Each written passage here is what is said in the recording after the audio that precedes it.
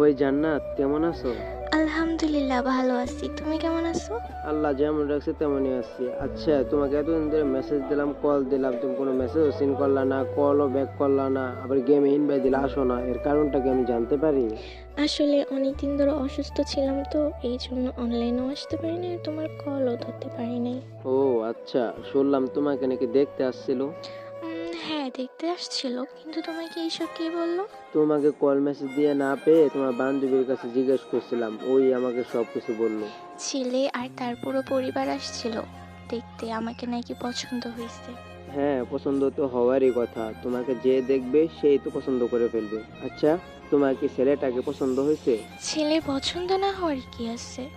দেখতেও ভালো, সরকারি চাকরি করে, আবার ফ্যামিলিও ভালো। আসলে আমার আম্মু আব্বু সবারই ছেলে পছন্দ হয়েছে। আচ্ছা, তোমার যেহেতু পছন্দ হয়েছে, এখানে আমি আর কিছু বলবো না। ভালো থাইকো, আল্লাহ হাফেজ।